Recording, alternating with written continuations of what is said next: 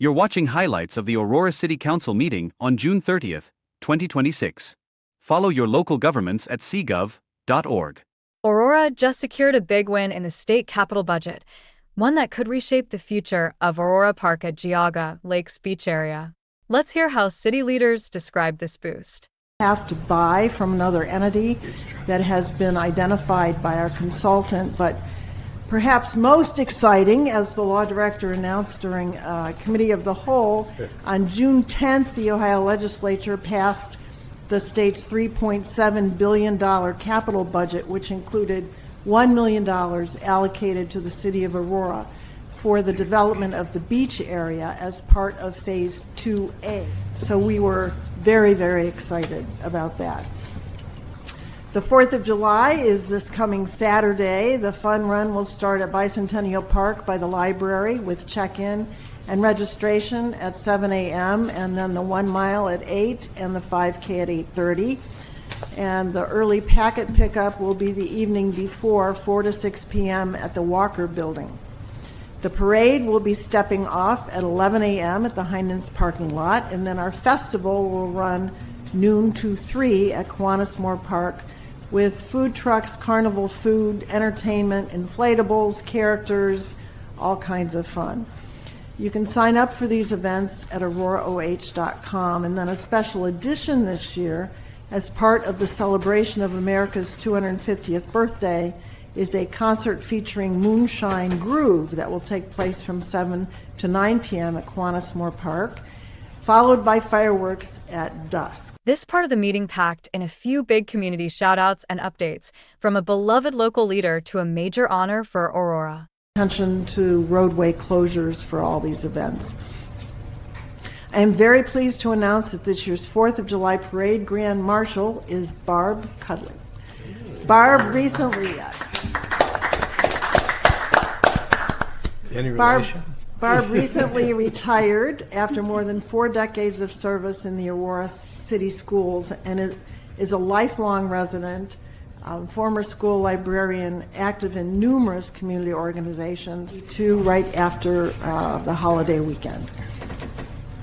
Portage County Auditor Matt Kelly and Stephen Farhart presented the City of Aurora and me with a plaque designating Aurora as a Purple Heart City on June 15th.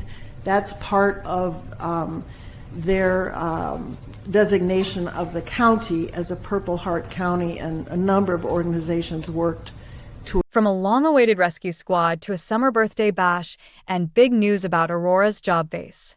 Let's drop in on how city leaders tied public safety, community fun, and economic strength together. And because we're in the county, we also receive a designation. The fire department recently took possession of a new rescue squad that was ordered in March of 2023, more than 2 years ago, almost 3 years ago. The department is preparing the squad for service with storage bins, supplies, radios, and equipment, and it should 2 calls in several weeks. We are continuing our Party in the Park 250 series with the Birthday Bash Tour, which is the final installment, on August 1st, with the opportunity to explore participating businesses and enjoy special giveaways or activities, and then collecting stamps along the way. And if visitors have enough stops, they'll gain entry to the after party at Bicentennial Park and have the ability to win raffle prizes. Registration is taking place now through July 1, which is tomorrow, at All About.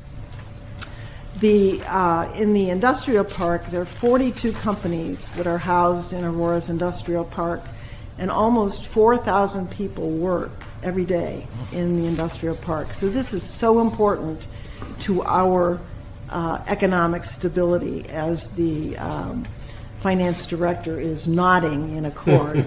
These businesses and employees frequent Aurora restaurants and retail, as well as our hotels, for meetings and business clients, and of course they provide 80% of our revenue in the city. About 103 acres remain to be developed in Aurora's industrial park, and the economic development director works actively. Aurora's leaders pulled back the curtain on how they're growing the local economy, despite wetlands limits, and even using food trucks and regional events to put the city on the map. Take a listen to how much behind-the-scenes work this has taken. About 30 acres of it are wetlands, but nevertheless, the Economic Development Director works nonstop as a part-time employee, finding the best opportunities for Aurora to continue to grow with respect to our business and industry. In Northeast Ohio, generally, 82% of new business growth is through expansions, so those calls that the Economic Development Director and sometimes I do with her project was the food truck program, beginning in October of 2025 and continuing through this October. Holly and HR directors throughout the industrial park host monthly food trucks in the park for quick and easy access for lunches for the 4,000 employees who are there, who don't have a lot of time for lunch, and driving down into town from the industrial park takes some time. So I think it's been a very ads and things like that. One of the big things that we did that was new this year was we participated in the 2025 Best of Cleveland celebration on October 9th at the Great Lakes Science Center. And Holly was there, joined by representatives of 12 of our retail businesses to promote and encourage people to visit Aurora and learn about Aurora. Attendance was over 1,000, and the businesses distributed gift. After a devastating gas explosion in a nearby community, Aurora's mayor paused the meeting to talk about how the city handled underground utility work and what residents could do if they spotted new markings in their neighborhood. Stay with this one if you've ever wondered who is really watching over those projects. I want to address very briefly the way in which the city handles the underground drilling, directional drilling, and digging in the city in rights of way in light of the horrible gas explosion that occurred in Twinsburg Township last week. And I will also tell you that staff and I will be meeting in the next week or so to just review our regulations and make sure that there's nothing more that we can or should be doing. The city requires a permit for any digging or utility work that's performed within the right-of-way. And the conditions that we developed about 10 years ago for these permits require engineered plans, and many communities don't require engineered plans. We require engineered plans in order to obtain a permit, which then are reviewed and either approved or not. And interestingly, there have been a lot of requests or inquiries about it, and there have been very few fiber optic companies that have actually come forward and submitted, I'll do it. If someone sees marking going on in their community for some reason or their neighborhood, let us know, let the service department know, because we will double check what's going on, whether a permit's been required or requested. We have issued no such permits recently. There are none out there currently.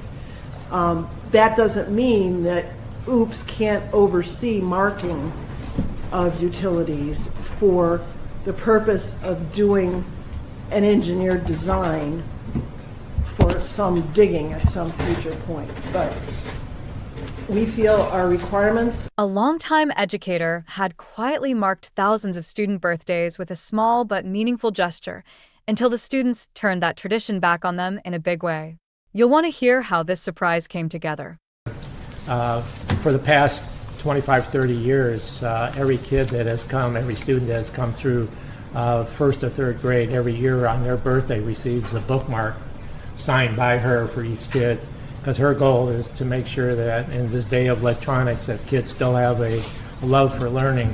So on the last day, she was presented with a box that had 1,600 bookmarks in it that were signed by all the kids currently in the school from pre-K up through the high school.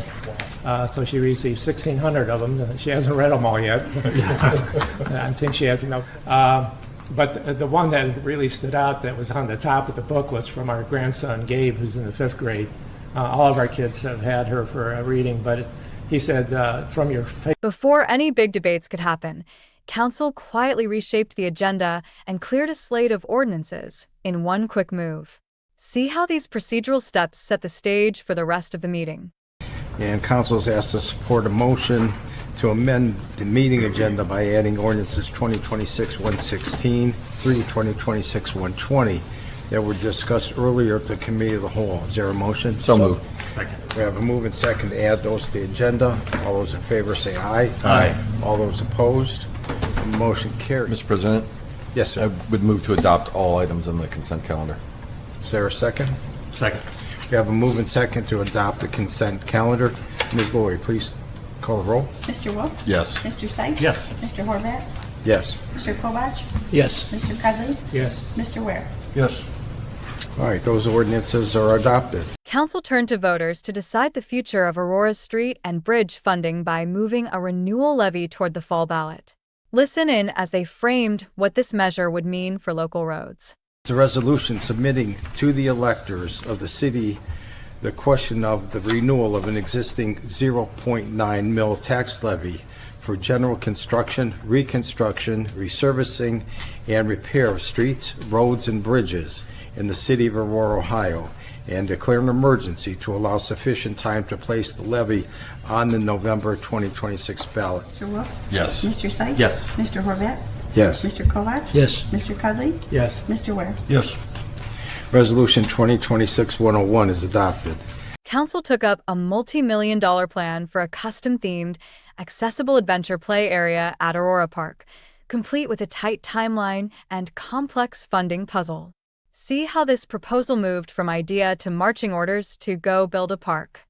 Ordinance accepting the proposal of Copman Incorporated in the amount of $3,460,230 for design and construction of a custom-themed accessible adventure play area, including poured-in-place rubber surfacing to be installed at Aurora Park at Geauga Lake using Omnia pricing with as a public purchasing program, taking $3.5 million from the Capital Improvement Fund number 60, appropriating $2.25 million from the General Fund number 1, authorizing a transfer of $2.25 million from the General Fund number 1 to the Capital Improvement Fund number 60, and appropriating $2.25 million from the Capital Improvement Fund number 60, and declare an emergency to secure the services of the vendor in order to play area to be completed by the summer of 2027. And this 104 is adopted. Ms. Holman, go build a park. After greenlighting a major new play area at Aurora Park, Council turned next to the question of how people would actually get out on the water. Stick around to hear how a $55,000 decision brought self-serve kayaks and paddleboards one step closer to Geauga Lake. 105 is from the Committee of the Whole is on third reading. It's an ordinance accepting the proposal of Rent Fund LLC in the amount of $55,000 to provide service of a 16-unit self-rental kiosk for Aurora Park at Geauga Lake that will include kiosk rental software, 6 single kayaks, 6 stand-up kayaks, stand-up paddleboards, 4 tandem kayaks, paddles, and life jackets, and taking the necessary funds from the Capital Improvement Fund number 60 and declare an emergency in order to get the vendors scheduled for 2026. Mr. Sykes? Yes. Mr. Horvath? Yes. Mr. Kovach? Yes. Mr. Cudley? Yes. Mr. Ware? Yes. Ordinance 2026-112 is adopted. Ms. Holman, go get some boats. Aurora's council revisited a temporary ban on vape, smoke, and cannabis-related shops, weighing how long that pause should last and why. Listen in to how they handled this fast-moving decision. Extending the moratorium until December 31, 2026, with respect to the submission and acceptance of applications and the issuance of permits for vape shops, e-cigarette shops, smoke shops, tobacco shops, and shops that sell any product related to CBD, cannabidiol oil, oils, or edibles, and declare an emergency. And this is on 26-112 is adopted. Ordinance 20. Council quietly signed off on buying a vacant lot on Eldridge Road, but not for the reason you might expect with rising land values. Stick around to see how this small land deal tied into Aurora's bigger stormwater plans. The mayor to enter into a purchase agreement with Jeffrey M. Day and Laurel J. Laporte, substantially in the form attached hereto, for the purchase of a vacant lot on Eldridge Road, Aurora, Ohio, known as parcel number 030251000243000 in the amount of $45,000 plus applicable closing costs not to exceed $5,000, taking the necessary funds from the Stormwater Capital Fund number 79-113 is adopted. Ordinance 2026. Council shifted from big-ticket projects to a quieter safety move, a new easement to let emergency vehicles reach a local business. Hear how this seemingly simple access change became its own piece of legislation. Substantially in form attached here to link packaging for the purchase of providing vehicular and pedestrian ingress and egress for emergency purposes to allow emergency vehicles access to the link packaging parcel for safety services. And this will go on a second reading. Ordinance 20. Right in the middle of the meeting, Council took up a fast-tracked ordinance to update the city's employee pay schedule. Take a listen to how this compensation change was framed and why the administration pushed to move it through quickly. 15 is on first reading. It's from the Committee of the Whole. It's an ordinance amending Exhibit A to Aurora Code of Ordinances, Chapter 161, the employees generally, to reflect changes in compensation for the individuals listed on the attached schedule and/or to place those newly hired individuals listed on the attached schedule on Exhibit A at the compensation specified for them, and approving such compensation and declaring emergency. Administration's asked for suspension. So moved. Second. We have move and second. Aurora hit pause on new data centers with a surprise 12-month moratorium proposal. Hear why Council wanted more time before letting these projects plug into the city. Moratorium on accepting for filing any and consideration and/or issuing zoning and/or occupancy permits for any building, structure, use, or change of use involving data centers as a permitted use for a period not to exceed 12 months, and declare an emergency to allow the city time to study, analyze, review, and possibly establish regulations for data centers as permitted use in the city. Administration's asked for suspension. So moved. Aurora's town hall roof replacement hit an unexpected snag when every bid on the project had to be thrown out. Listen in to why Council hit reset and how they tried to keep the timeline from slipping. Rejecting all bids received for town hall roof replacement project as the lowest bidder's submission was incomplete and remaining bids exceeded the engineering estimate by more than 20%, and declare an emergency in order to rebid the project as soon as possible. Administration's asked for a suspension. So moved. Second. We have move and second. As Aurora's new park at Geauga Lake moved closer to opening, Council had to move quickly on a behind-the-scenes step, defining who would help run it. Listen in as they fast-tracked a new parks coordinator role to get staff in place on time. It's on first reading. It's an ordinance approving an updated job description for Parks Coordinator in the Parks and Recreation Department, which is a classified full-time, non-exempt, non-union position, and declare an emergency so the city can begin recruitment and an employee can be hired before the opening of Aurora Park at Geauga Lake.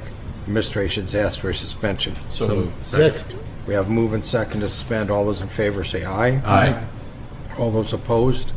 Motion carries. Aurora's leaders turned to outside experts to help chase down more state and federal money for local parks. Hear how a $60,000 consulting deal was framed as the next step in funding upgrades at Aurora Park and Geauga Lake. to enter in a consulting agreement with Capital Consulting Group Incorporated in the amount of $60,000 to provide consulting services for state, federal government procurement dollars for capital projects at Aurora Park and Geauga Lake, and other applicable city projects, appropriating the necessary funds from the General Fund Number 1, and declare an emergency as the contract begins August 1, 2026, and this will go on a second reading. I just want to say That's a wrap from the council, where we saw big moves for Aurora Park at Geauga Lake's new adventure play area and lake access, updates on safety and underground utilities, and a street levy renewal headed to voters. With pay changes, moratoriums, and more park decisions still unfolding, keep an eye out for future meetings, and we'll be back with more highlights to walk you through them. Thank you for watching CGov.